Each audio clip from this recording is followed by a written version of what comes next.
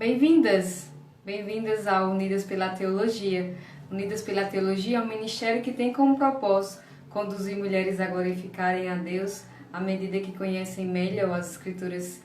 Estamos encerrando mais um ciclo esse mês de setembro. Estivemos trabalhando, lidando biblicamente com os conflitos nos relacionamentos e hoje o pastor Fernando vai encerrar essa série de lives com chave de ouro, tratando o assunto os conflitos no lar e as escolhas do pacificador. Espero que você então seja abençoada com a nossa última live sobre esse assunto. Próximo mês é Outubro Rosa e vamos tratar um pouco sobre emoções bíblicas. Acho que vai ser muito gostoso. A Larissa Ferrara vai estar conosco falando sobre o tema aconselhando mulheres que enfrentaram abuso sexual. Também vamos lidar com o tema lidando biblicamente com o passado e o próprio tema emoções. A Cíntia Richner vai estar conosco e ela vai tratar esse tema muito bom em 2 lives. Eu, paralelamente, vou estar tratando também no Florescendo no dia a dia. Eu vou tratar um tema paralelo. Vou falar sobre emoções destrutivas. Eu ainda estou definindo subtemas, mas possivelmente vou falar sobre sentimento de posse, saudosismo, expectativas. Espero que você esteja conosco, então seja abençoado. Então, o pastor Fernando já está por aqui. Eu vou então colocá-lo aqui. Que Deus nos abençoe.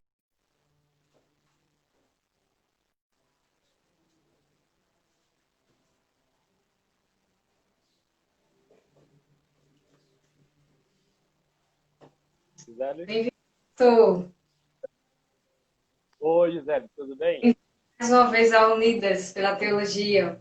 Pastor Fernando, só reapresentando, ele já trabalha na área de aconselhamento bíblico já há cerca de quase 20 anos.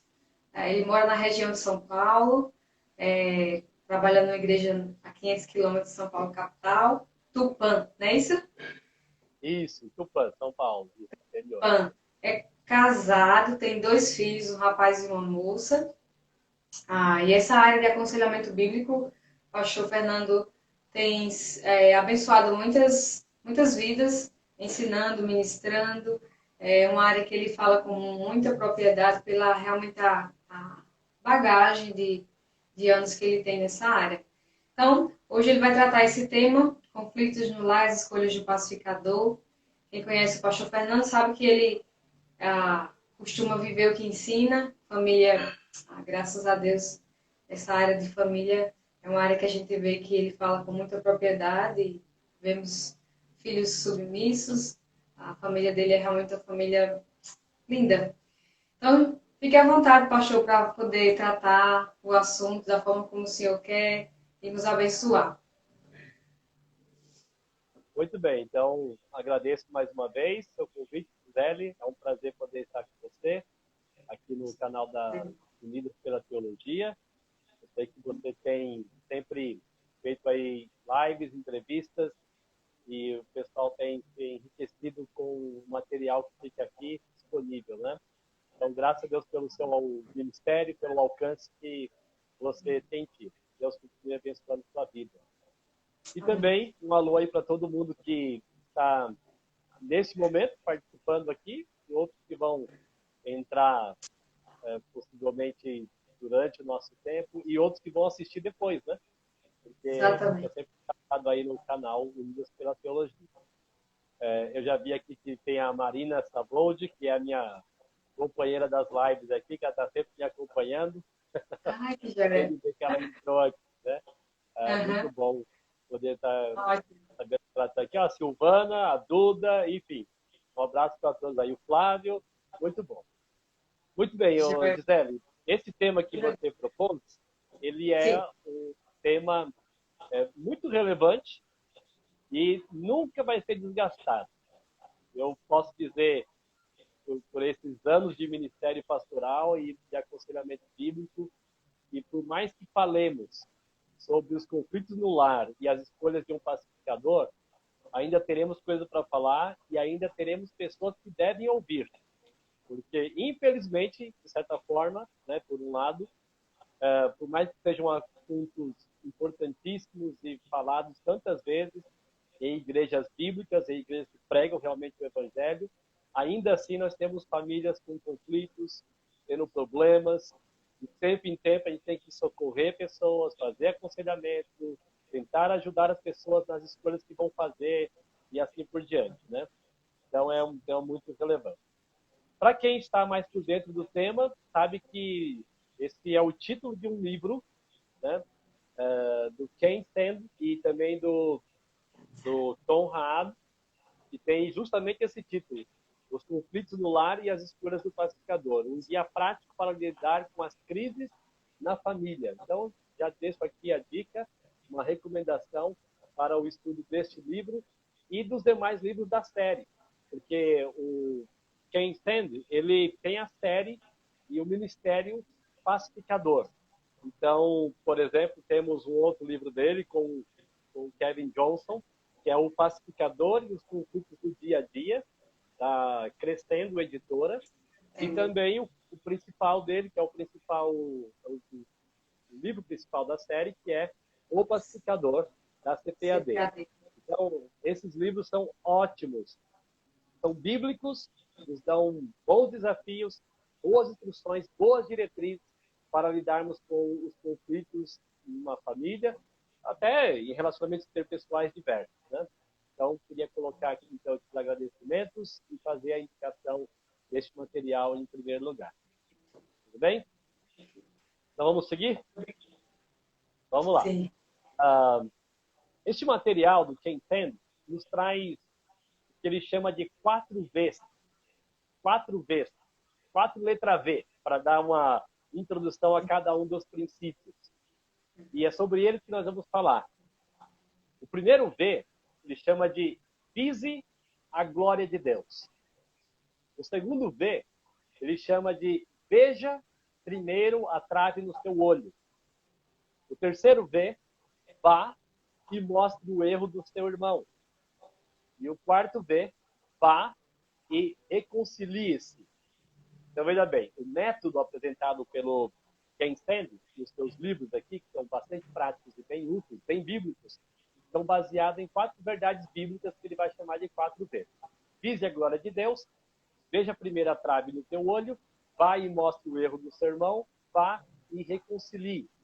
Isso, como eu já disse, pode ser aplicado para qualquer tipo de relacionamento, mas nós vamos destacar muito mais aqui nas questões de família, né? Falando sobre vida conjugal, também sobre a vida da relação pais e filhos, e também de forma até mais ampla, né?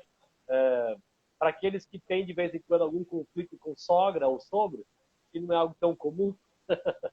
Então os princípios são os mesmos, tá bom? Muitas pessoas também têm sido educadas pelos seus avós, então netos têm que saber lidar com avós, às vezes o nível de prestação de contas com aquele que é responsável. Temos também as estruturas de famílias hoje tão comuns, onde temos só a mãe no lar, tem que lidar com a casa, temos as estruturas com o pai, ele tem que lidar com os filhos. Há uma diversidade de questões de estrutura familiares, né? Então, esses princípios são válidos para todos, com toda certeza. Então, nós vamos falar sobre eles para ajudar aqueles que querem refletir um pouco nesse tema, tá bom? Outra coisa que o Ken Sande coloca aqui nos seus livros, que também é algo introdutório e bem importante para nós, é que ele fala que existem 3 reações que temos diante dos conflitos familiares. Normalmente as pessoas reagem de 3 formas. Ele divide isso em 3 categorias. Ele vai chamar de uma reação evasiva, ou seja, uma reação de escape, uma pessoa que quer simplesmente tentar manter a paz, então ela é superficial e não trata o que precisa ser tratado com o seu cônjuge, com seus pais, com seus filhos e assim por diante. É uma atitude tentando fugir do conflito, mas na verdade não é bíblica, não é sadia e vai gerar maiores problemas porque os problemas estão se acumulando dessa forma e não estão sendo tratados. Ou seja, há uma falha em manter-se atualizado diante do problema. Pensando lá em Efésios 4, versículos 26 e 27. não se põe o sol sobre a vossa ira, né? Mas não deixe o diabo ganhar espaço na vida, né? Das famílias ou de vocês, em particular, cada pessoa.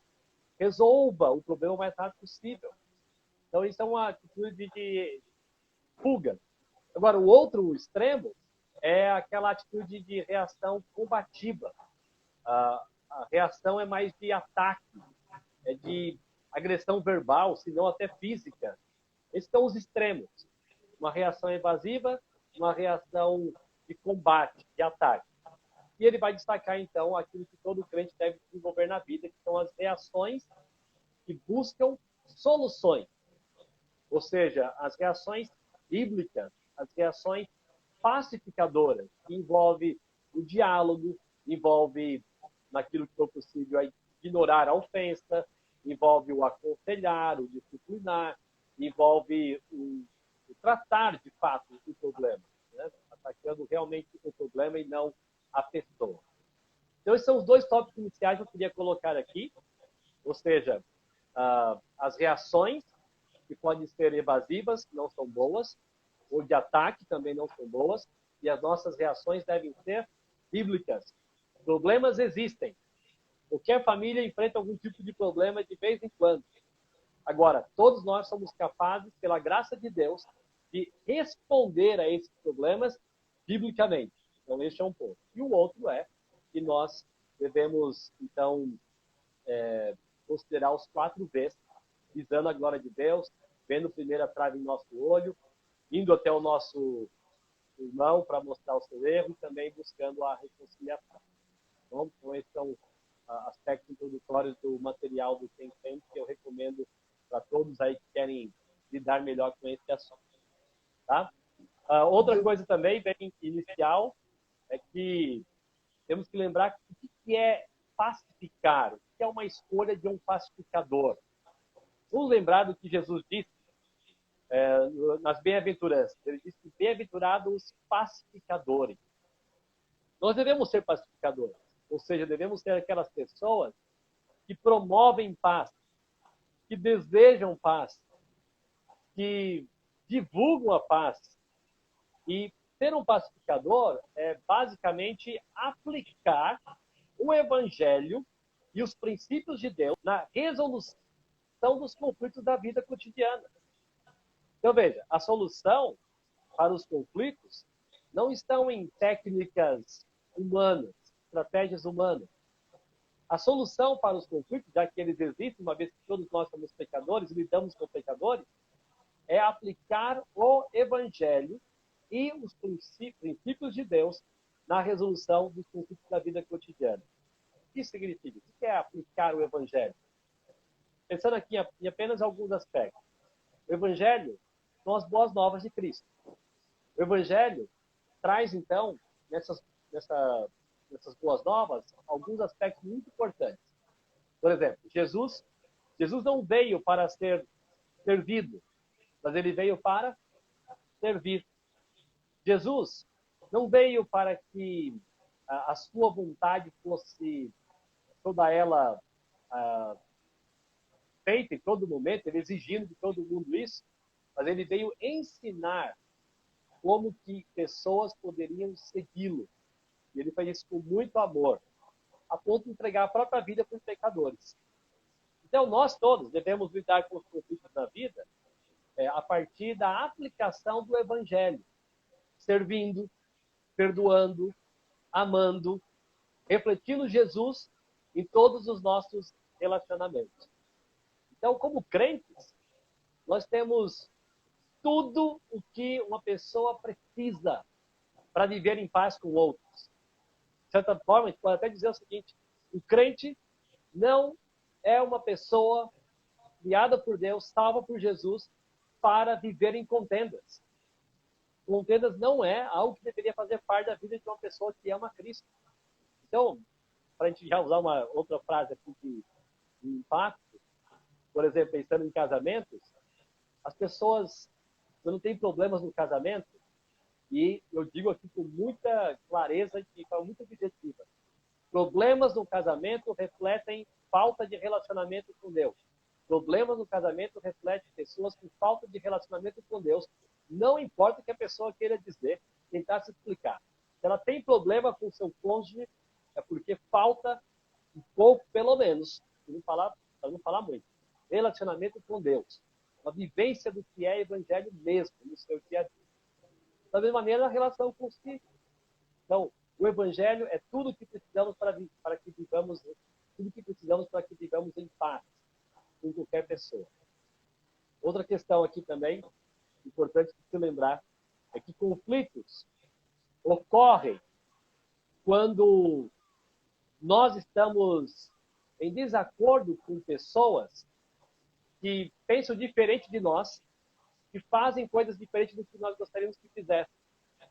Então, note como que o conflito ele tem origem em exigências que nós fazemos dos outros.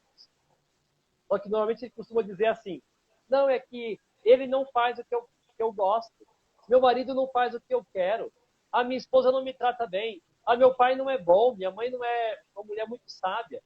Todas essas falas e outras revelam exigências que estamos fazendo do outro, quando na verdade nós deveríamos, por amor a Jesus, amar os nossos pais, amar nossos cônjuges, amar nossos filhos e servi-los como expressão do nosso temor a Deus. Então, conflitos só surgem porque pessoas não sabem lidar com o outro ou com os outros que pensam diferente ou que fazem coisas diferentes do que elas gostariam que fizessem. Por exemplo, eu sei que você tem muitas mulheres acompanhando, né, seu trabalho, seu ministério, e por isso essa ênfase aí unidas pela teologia. E uma das lutas, talvez, de muitas mulheres é que elas têm um bom desejo de que seus filhos sejam piedosos, sejam crentes, que obedeçam. Só que aí surge um conflito, porque vem lá o filho e o filho não faz tudo aquilo que a mãe quer, ou que a mãe deseja. Será que isso dá direito para uma mãe pecar para conseguir o que quer? De forma nenhuma. Ela precisa ser muito piedosa, ela deve ser cuidadosa no seu falar, ela deve ter como propósito glorificar a Deus e trabalhar com o seu filho, mas ainda assim sendo pacificadora, ou seja, aplicando o evangelho no seu dia a dia, sabendo lidar com as diferenças que ela tem tido com o seu filho. Mesmo que seu desejo seja tão bom de vê-lo amando a Jesus e ele está falhando, por exemplo. Mas não dá direito de tratá-lo mal ou de responder a essa atitude de forma pecaminosa. Ok? Então aqui, isso são as minhas palavras introdutórias. Eu queria ver se você tem alguma pergunta, quer fazer algum comentário desse início, até para a gente seguir, ou se alguém está aí nos acompanhando e quiser fazer uma pergunta, a gente pode considerar também. Muito bom, pastor. Essa ideia de pacificador às vezes é mal compreendida. Sobre essa questão de esconder os conflitos. Os conflitos são reais, mas muitas vezes também são fantasias porque são produzidas pelos desejos, as exigências, como o senhor acabou de falar, exigências essas que não condizem a alguém que deve andar de modo digno do evangelho, né? A gente deve andar realmente nesse relacionamento com Deus e conviver com os outros com sabedoria, né? Não viver em contendas, como o senhor falou. E a mulher, em Provérbios, fala muito sobre a mulher contenciosa, a mulher rixosa, a mulher que fica lá exigindo. Então, nós mulheres temos que ter muito cuidado no falar, para não ser uma pedra de tropeço. Inclusive vou mencionar esse provérbio que você citou, que realmente tem muita importância quando a gente está pensando em como lidar com os conflitos.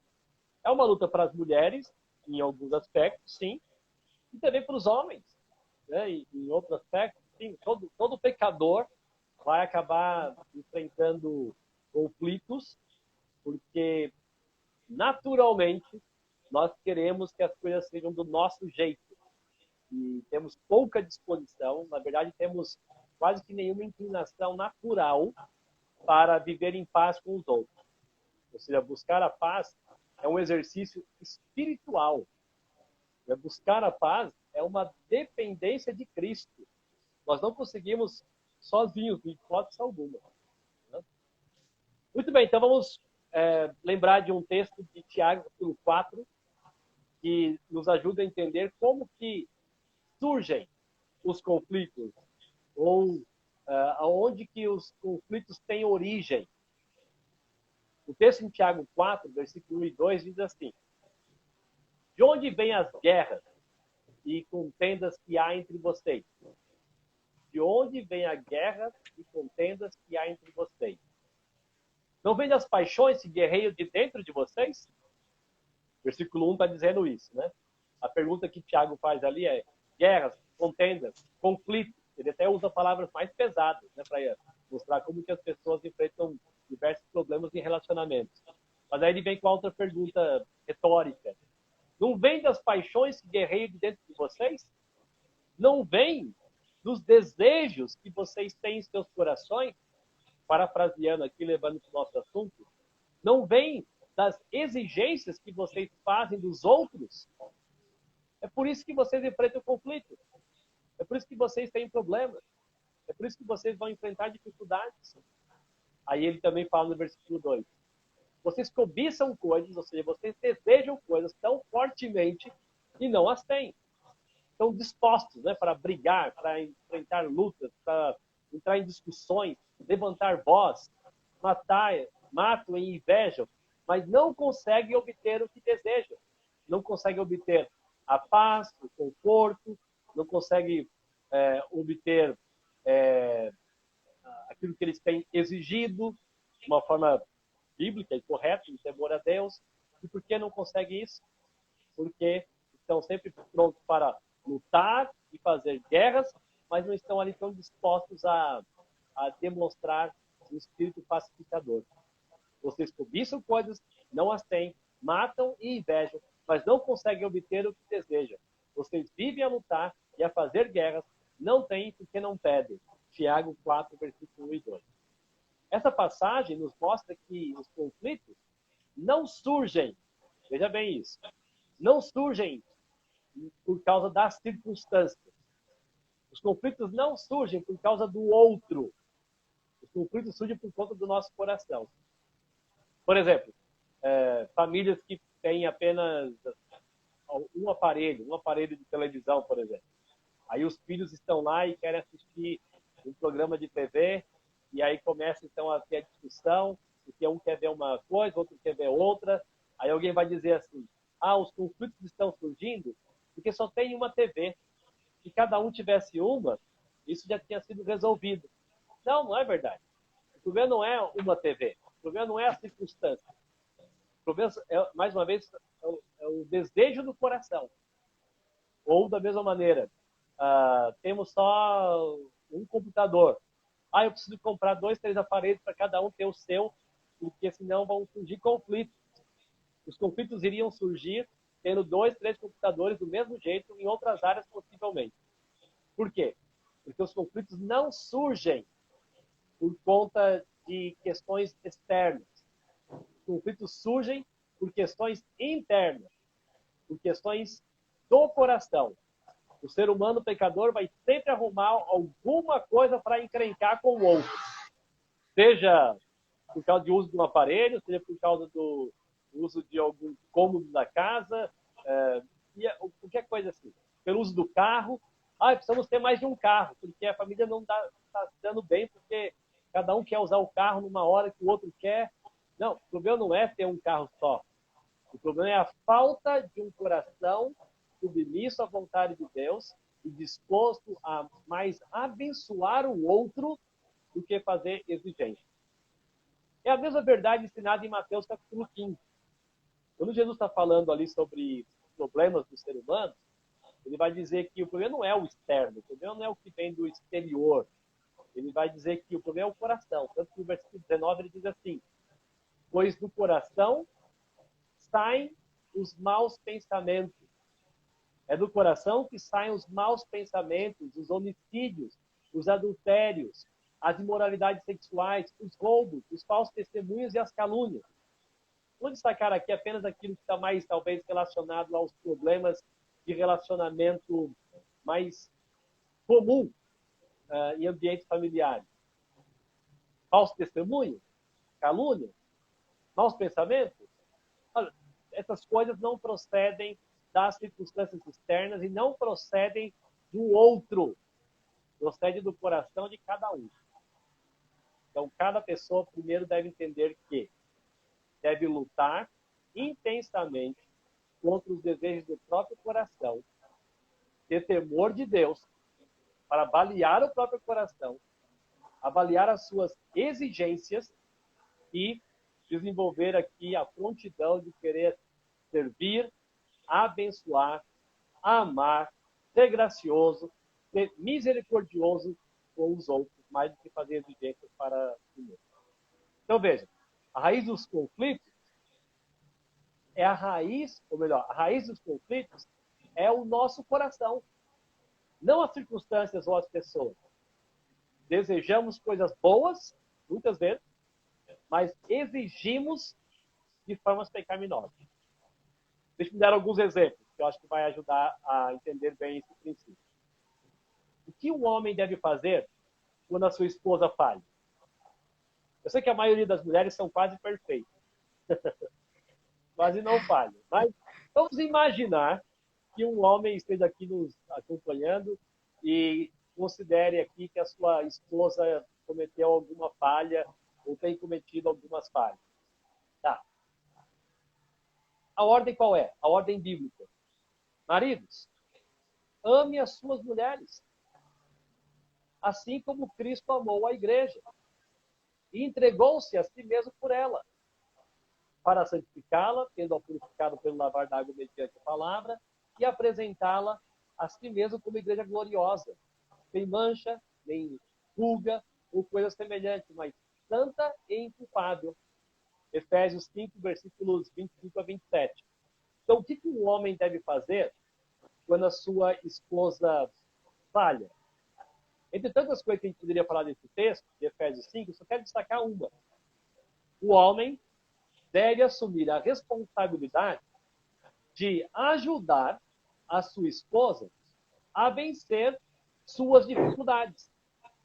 O homem precisa entender que ele tem um papel diante de Deus de abençoar a sua esposa, não culpá-la, não maltratá-la. Se há alguma falha no comportamento da esposa, o homem tem que assumir a responsabilidade para ajudá-la a vencer essa dificuldade. E não falar mal dela, não transferir culpa, não acusá-la, mas trazê-la para perto como aquele que deve apresentá-la um dia diante do Senhor. Assim como Cristo tem o propósito de apresentar a igreja gloriosa, sem mancha nem ruga, ou coisa semelhante, mas tanto inculpável, o homem deve apresentar um dia sua esposa diante de Deus, como aquele que tem preocupação pela sua vida piedosa, pelo seu caráter. As falhas da esposa refletem, veja bem aqui, os homens eu gosto de ouvir isso, mas é a pura verdade. As falhas de uma mulher refletem a falta de liderança, de ensino e de pastoreio do marido. É isso. Eita, né? Então, deveria pensar assim. E quando pensa desse jeito, o que ele está fazendo? Ele está visando a glória de Deus. Estamos no primeiro V do material conflitos no lar e as escolhas do pacificador. Vise a glória de Deus. Não vise maltratar. Não vise culpar. Não vise querer se vingar. Vise a glória de Deus. E uma mulher? Vamos pensar no caso de uma mulher. Imagine uma mulher que tem um marido que está falhando em alguma questão na sua vida. Será que existe algum caso assim? Será que algumas mulheres que estão nos ouvindo ou vão assistir depois estão lidando com alguma situação com maridos que falham? Talvez, né? Talvez esteja. Então, o que fazer? O que fazer? 1 Pedro, capítulo 3, versículos de 1 a 4, nos dão boas diretrizes para uma mulher. O que Pedro diz ali em 1 Pedro 3, versículos de 1 a 4? A mulher ali estava, ou as mulheres, né, estavam enfrentando algum tipo de problema com seus maridos. E Paulo, ou melhor, que Pedro diz que eram maridos que não estavam obedecendo a palavra, certo?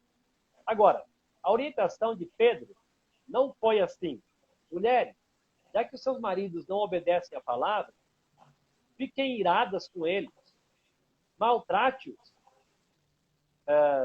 sejam mandonas, sejam murmuradoras, reclamem da vida dele em todo o tempo, fiquem perturbando, né? Pedro não deu nenhuma palavra desse tipo.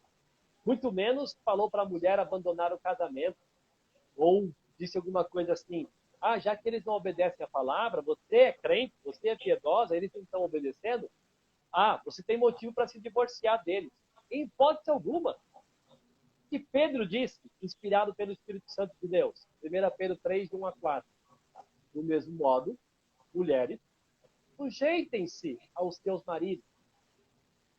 Olha, sujeitar a um marido falho? Sim, é isso mesmo. Se sujeitar a um marido que não obedece a palavra? Sim, isso mesmo. A fim de quê? Qual é o propósito?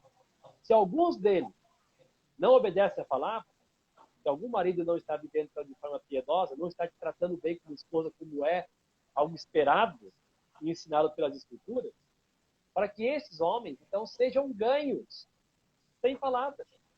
Como? Pelo procedimento de sua mulher. Pelo procedimento da sua mulher. Observando a conduta honesta e respeitosa de vocês. A palavra de Deus é muito clara. A palavra de Deus é tudo que nós precisamos. Ela é suficiente para trazer os princípios de solução de conflito. Uma mulher que tem um marido que está falhando tem que entender o seguinte: ela precisa, primeiramente, focar na glória de Deus. Primeiro, vise a glória de Deus. E assim, por mais que ela não esteja recebendo atenção, carinho, não esteja recebendo a liderança que ela gostaria de receber, nada disso dá motivo para agir de outra maneira. Ela precisa visar a glória de Deus e abençoar a vida do seu marido, ganhando o seu marido por meio do seu proceder, pelo modo do seu procedimento, de uma vida honesta, respeitosa. O versículo segue e fala assim: a beleza de vocês não deve estar nos enfeites exteriores, como cabelos trançados em joias de ouro ou roupas finas. Pelo contrário, esteja no ser interior, que não perece. Beleza demonstrada, agora, que beleza é essa que ele vai destacar aqui? Beleza demonstrada num espírito dócil e tranquilo, que é de grande valor para Deus. O que Deus espera, então, de uma mulher na situação de conflito? Se o marido não a trata bem, se o marido não está cuidando bem dela, ela precisa ter um espírito dócil, um espírito tranquilo. Isso é de grande valor para Deus. Mulheres, visem a glória de Deus. Visem a glória de Deus. Isso é de grande valor para Ele. Então, quando você, mulher, tem a atitude submissa, de ter um proceder honesto, justo, respeitoso, um espírito dócil, tranquilo, mesmo com as falhas do seu marido, você está glorificando a Deus. E tendo aqui uma esperança muito boa, a esperança de que essa sua atitude pode fazer com que esse homem seja transformado e ganhe para a obediência à palavra de Deus pelo seu proceder. Você tem um desejo bom de querer que ele te trate bem, que seja um bom líder. Mas esse desejo bom não pode fazer de você uma pessoa arrogante, briguenta, murmuradora, que não trata os problemas na dependência do Senhor. Isso não é sábio. Você deve ganhar o marido, então, por meio do seu procedimento visando a glória de Deus. É isso que a palavra de Deus ensina. Quando a mulher não tem esse procedimento, ela está difamando a palavra de Deus. Está lembrando de Tito? Tito capítulo 2, versículos 4 e 5. Tito diz que as mulheres mais velhas têm que ensinar as mais novas a amarem seus maridos, e elas, vivendo dessa maneira, ou seja, amando seus maridos, elas não vão difamar a palavra de Deus. é muito sério. Conflitos são duros, difíceis, mas Deus quer que os homens amem as mulheres como Cristo amou a igreja, independente das falhas da sua esposa. Deus quer que os maridos ensinem, cuidem, pastoreiem suas mulheres. Mas também Deus quer que as mulheres, independentemente dos erros do marido, que elas sejam amáveis, gentis, que elas não difamem a palavra de Deus, que elas ganhem o marido pelo seu proceder. Por isso, como você bem lembrou, em Provérbios 21, melhor é viver num canto sobre o telhado do que repartir a casa com uma mulher briguenta. Melhor é viver no deserto do que com uma mulher briguenta e amargurada. Agora, tem homens que acham assim, ó. Ah, tá vendo? Minha mulher é briguenta, minha mulher é amargurada. Eu vou deixá-la. Porque Deus está dizendo que é melhor viver no deserto do que uma mulher briguenta e amargurada. Olha, não leia a Bíblia desse jeito. Isso é uma má interpretação, uma distorção da palavra. Deus odeia o divórcio. Casou, agora você vai aprender a enfrentar problemas e vai aprender a glorificar Jesus. Pronto. Agora, o que o provérbio está dizendo é que melhor é viver no deserto do que com mulher briguenta e amargurada, principalmente para o solteiro.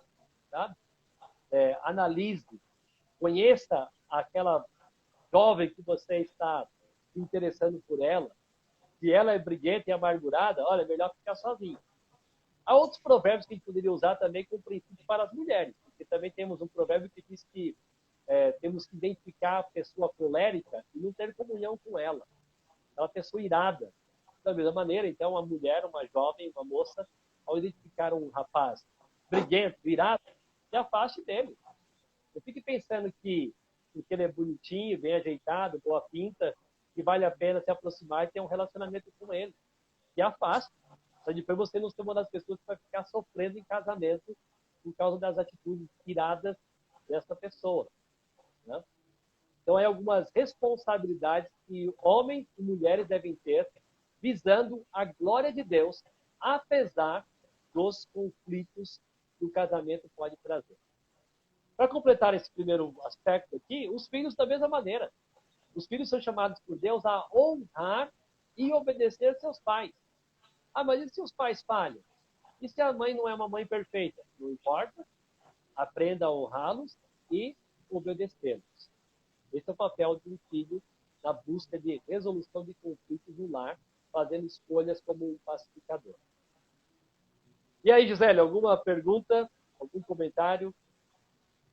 Muito bom. A gente viver a palavra de Deus não tem erro, não, né? É muito bom. Então precisamos realmente nos ajustar cada dia. Muito bom. Quando Deus é perfeito. Vamos seguir. Lembrando aqui que é a palavra de Deus que nos confronta. É a palavra de Deus que mostra como o marido deve tratar a sua esposa, como a esposa deve tratar o seu marido, independentemente dos erros um do outro. Ou seja, a mulher nunca vai poder dizer assim, eu não trato bem meu marido porque ele não me trata bem. Não, isso não tem sentido nenhum aos olhos de Deus. Da mesma maneira, o homem. Eu não consigo amar minha esposa porque ela não é submissa a mim, ela não me trata bem. Não, o foco aqui é glorificar a Deus e você vai fazer o seu papel independentemente do erro do outro. Da mesma forma, o filho.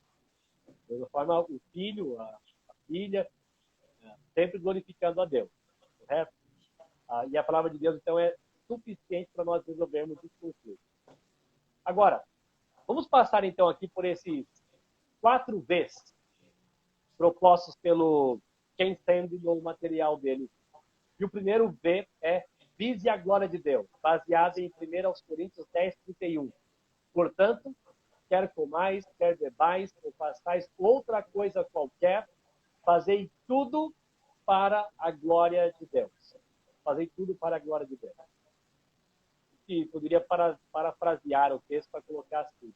Portanto, quer comais, quer bebais, ou vivei a vida comum no lar, cumprindo o seu papel de marido, de esposa, de filho, de pai. Fazei tudo para a glória de Deus. Poderíamos também parafrasear assim.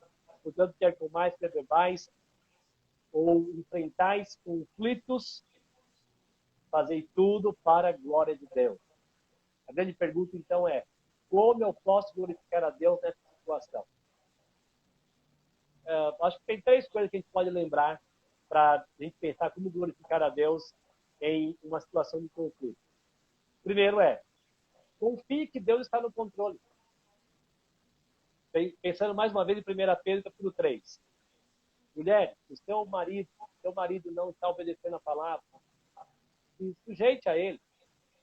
Ganhe-o pelo seu procedimento, para que ele observe o seu procedimento justo, honesto, sua vida dócil. Ah, mas é difícil. Ah, ele é muito rude. Ele é bruto. Confie em Deus. Se você confiar que Deus está no controle, você estará enfrentando essa situação para a glória de Deus. Você não está no controle. Deus está. Então faça a sua parte como ele ensina nas Escrituras. Da mesma maneira o marido. Ah, mas a minha mulher não é uma mulher tão exemplar. Confie que Deus está no controle.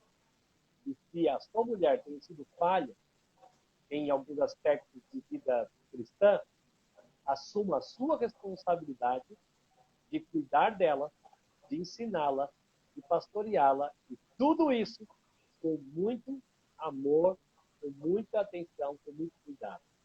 Vise a glória de Deus. Como? Confie que Deus está no controle. Outro aspecto importante para fazer uma escolha que glorifique a Deus. Obedeça a Deus. Confie que Ele está no controle e confie no que diz a palavra. Então, se Ele está dizendo que o marido deve amar a esposa como Cristo amou a igreja, obedeça. Se entregue por ela. Se Ele está dizendo que um filho deve obedecer seu pai e sua mãe, como diz Provérbios capítulo 1, ouça a instrução do seu pai, não despreze o ensino da sua mãe. Então, ouça, obedeça. É assim que você vai fazer a escolha de glorificar a Deus. Você não é responsável pelos resultados daquele conflito, mas você é responsável em tomar as escolhas, fazer as escolhas de obediência no processo, durante esse conflito. Obedeça a Deus. E também, a gente pode glorificar a Deus, além de confiar que Ele está no controle, além de fazer escolhas para obedecê-lo intencionalmente, nós devemos imitar a Deus. Sabe? É manifestar Deus em nossos relacionamentos. É manifestar a graça de Jesus. É manifestar o perdão, a misericórdia. Então, que o outro nos veja como alguém que verdadeiramente segue a Jesus. Meu maior intuito, como membro da minha família, deve ser glorificar a Deus. Uma das maneiras de glorificar a Deus é fazer com que as pessoas vejam que eu sou um seguidor de Jesus. Se eu entendo que o meu pecado foi perdoado na cruz de Cristo, e o meu pecado era uma dívida impagável por mim, e agora que eu sou perdoado por Ele, o que eu tenho que fazer? Eu tenho que perdoar qualquer pequena dívida que pessoas tenham comigo. Pequenas ofensas, pequenos maltratos, seja o que for.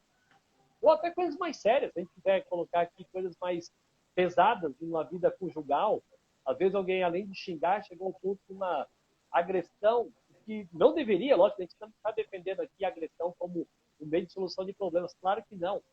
Mas o Evangelho é tão maravilhoso que é possível vencer esse tipo de dificuldade, esse tipo de problema, com um perdão bíblico, com um arrependimento verdadeiro. Então, imite a Deus para que você mostre que você está visando a glória dele na solução de conflitos do lar. Então, isso é o primeiro V. Vise a glória de Deus, glorifique a Deus, confie que Deus está no controle, escolha obedecer a Deus, procure imitar a Deus, manifestando perdão, graça, misericórdia, sendo alguém que verdadeiramente expressa arrependimento por suas falhas. Glorifique a Deus. Vamos para o nosso segundo V aqui, pensando nos princípios de solução de conflitos. veja primeiro a trave do seu olho. Veja primeiro a trave do seu olho. Baseado em Mateus capítulo 7. Especialmente no versículo 5. Hipócrita, tire primeiro a trave do teu olho, e então verás claramente para tirar o argueiro do olho do teu irmão. Eu não sei quantas vezes eu já ouvi alguém falando o seguinte para mim: olha, pastor, eu sei que não sou perfeito, ou eu sei que não sou perfeita, eu sei que tenho os meus erros, eu sei que cometo as minhas falhas, mas ele fez isso, ele fez assim, ou mas ela faz as coisas assim, ela... E aí começa a acusar o outro. Olha, quando eu ouço isso, eu fico até um pouco chateado, triste, porque a pessoa está demonstrando essa hipocrisia de Mateus 7, versículo 5, especialmente. Porque ela está mais preocupada com o erro do seu marido, com o erro do seu esposo, da sua esposa, do seu filho, do seu pai, do que com seus próprios erros. E ela mesma já começou a falar desse jeito. Olha, pastor, eu sei que eu tenho as minhas falhas, mas é quase que estivesse dizendo assim: eu sei que tenho os meus pecados, mas os pecados deles são mais sérios do que os meus. Olha, isso aí é a maior expressão de hipocrisia. Se eu tenho pecado, se eu tenho as minhas falhas, eu não devo fazer cobrança do meu cônjuge até aprender a resolver as minhas falhas. E não vem com essa desculpa de que, eu sei que eu tenho as minhas, mas olha o que ele faz, olha o que ela fala. Não, não faça assim. Vise primeiro a trave, ou melhor, veja primeiro a trave do teu olho. Sabe o que acontece? As pessoas fazem comparações. Eu só fiz isso, mas ela fez isso. E aí começa a colocar em patamares diferentes. Não importa o que o outro fez.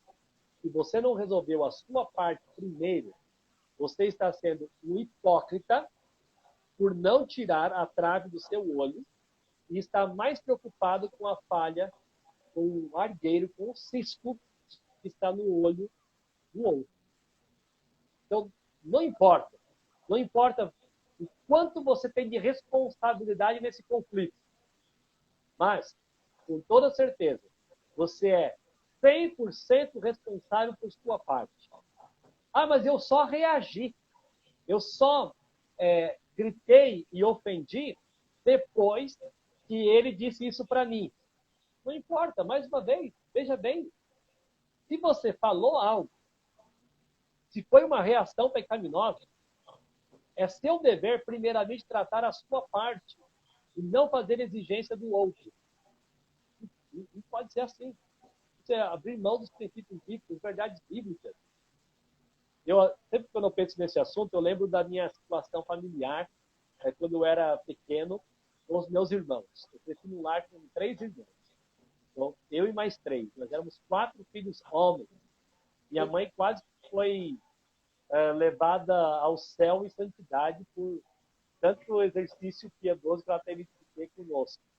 Ela era a única crente no lar e teve que lidar com muitas coisas assim, né? Mas eu lembro, principalmente com o meu irmão mais novo, que eu entrava em conflito e guerras com ele muitas vezes, mas muitas. Brigava muito. E aí, a justiça da minha mãe era, quando ia tratar os nossos conflitos, chegava lá falando, mas olha, foi ele que fez, né? Foi ele que fez e tal, tal. Ela pegava e já batia nos dois. Porque não tem essa não de quem fez primeiro. Se um fez primeiro e o outro reagiu, não importa, a reação foi pecaminosa. Apanha também. E eu acho que os crentes às vezes esquecem disso, de que a reação não está livre de culpa. Então, se reagimos, para resolvermos conflitos, precisamos primeiro tratar as nossas falhas, não fazer exigência do outro. Por mais que a gente ache que o erro do outro é mais sério. Mas a palavra de Deus nos diz que o nosso erro é como uma trave em nosso olho e o problema do outro, o pecado do outro é meramente simples. Então, veja primeiro a trave do seu olho. E assim, os casais poderiam resolver problemas muito mais rapidamente. Se eu reagir, tudo bem. Minha esposa cometeu algo que me fez reagir, eu sou responsável pelo que eu fiz, pelo que eu falei, pelo modo que eu a tratei. Eu vou me aproximar dela, sem acusá-la, sem confrontá-la, e vou pedir perdão pelo que eu fiz, pelo que eu falei. É assim que a gente pratica, veja primeiro a trave do teu olho. Né? É um princípio importante na busca de soluções. É um princípio que deve ser a escolha de um pacificador no lar. Como fazer isso? Como já disse, primeiramente, confesse. Confesse a sua parte, confesse o seu pecado à pessoa envolvida. E peça perdão corretamente. O que eu quero dizer aqui é que, às vezes, as pessoas querem praticar esse princípio de confessar o pecado e pedir perdão, então, ao outro, mas faz tudo errado. Chega na pessoa, chega no cônjuge, por exemplo, e fala: olha, me perdoa, porque eu gritei com você, mas eu gritei porque você tirou a minha paciência.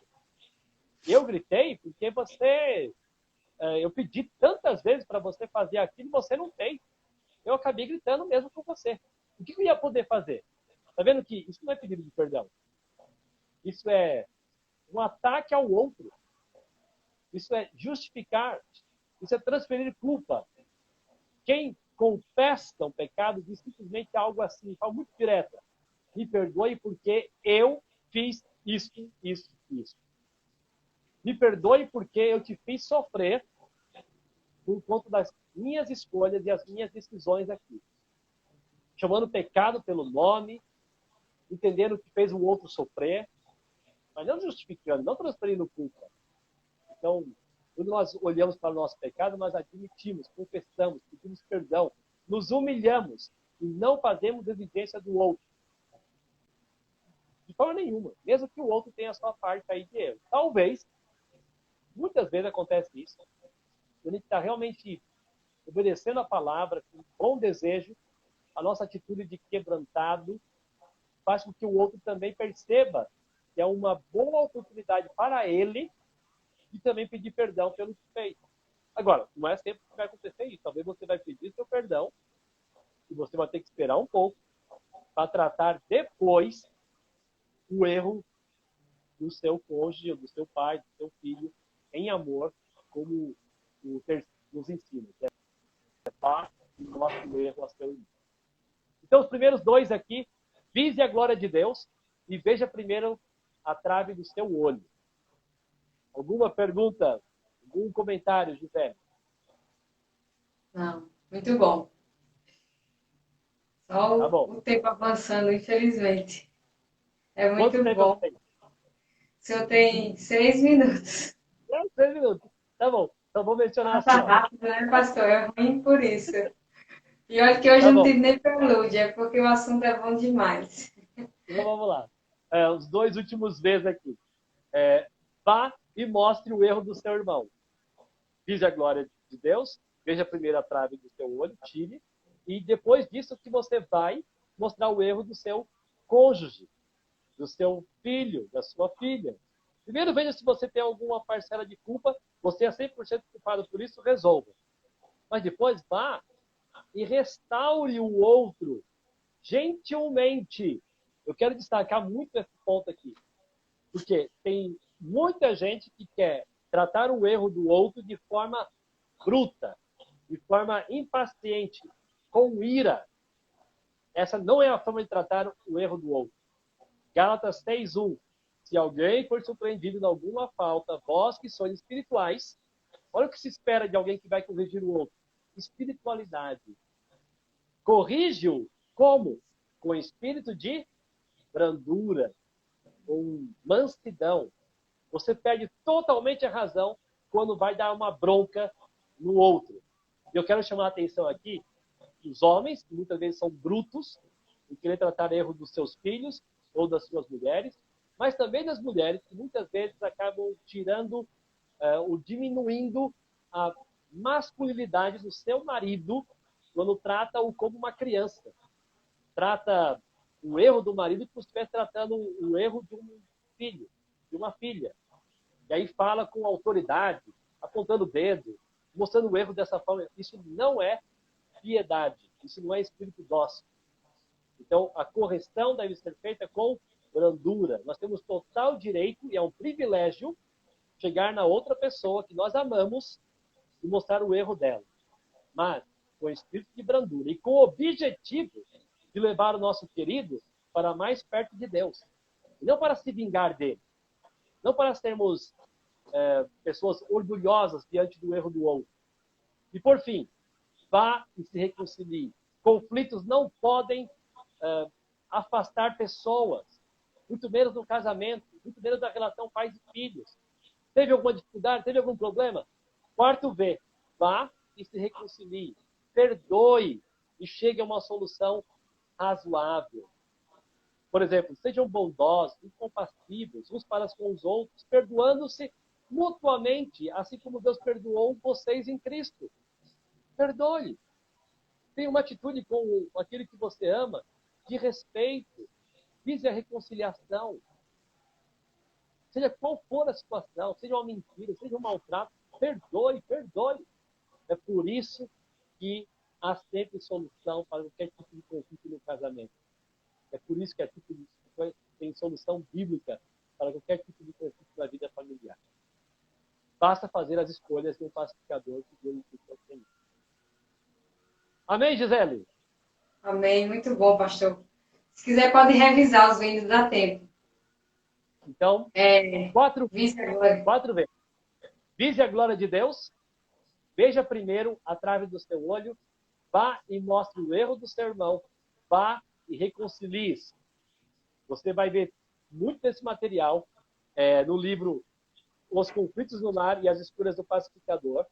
Ótimo livro para se ler, para resolver conflitos familiares, para ter um crente que glorifique a Deus na busca de solução de conflitos. Tá bom?